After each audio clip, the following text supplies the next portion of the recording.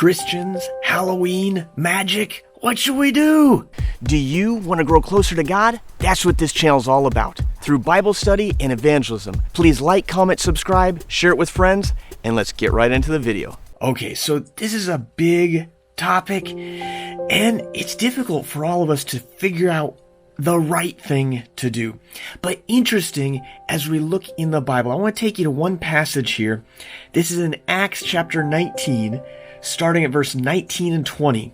And the question comes up many times, like, God, why don't you use me? Why don't wonderful things and why don't I see you moving and working? Well, check this out. This might be a part of it. In Acts chapter 19, it says, also, many of those who had practiced magic brought their books together and burned them in the sight of all. And they counted up the value of them, and it totaled 50,000 pieces of silver. A lot of money in their terms and in our terms as well.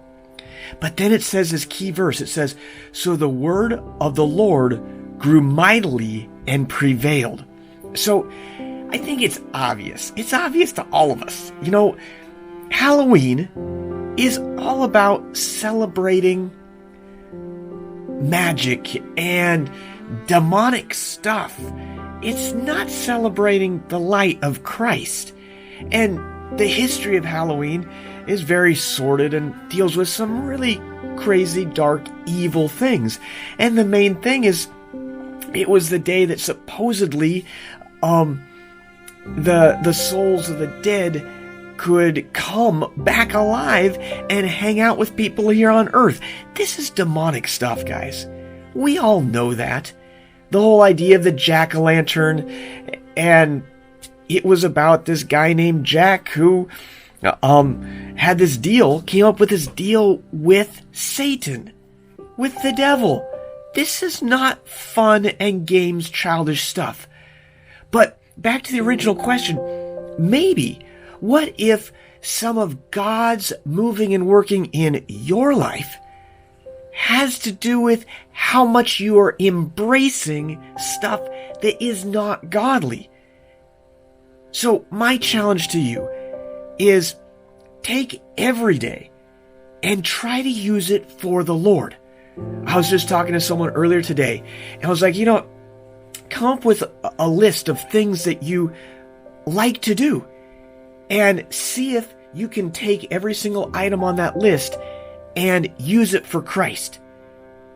And if you can't use it for Christ, if you cannot use this activity as something to share Christ, then cut it off your life. Cut it out of your life. Just get rid of it. So with Halloween, so that's what's coming up in just a couple days. With Halloween, use it for Christ. Find a way to share Christ, because you know what? There's going to be people coming and knocking on your door. They're going to be asking for stuff. Share Christ with them. Share the truth of the gospel with the people that are around. Share Christ everywhere you can. Or spend the time praying, because there's a spiritual war, a spiritual attack that's going on all around us. Spend that time with the Lord, praying for the people that are going through this. Take every opportunity to use it for Christ, not for ourselves, just to have fun or not. Use things for Christ. I sure love you guys.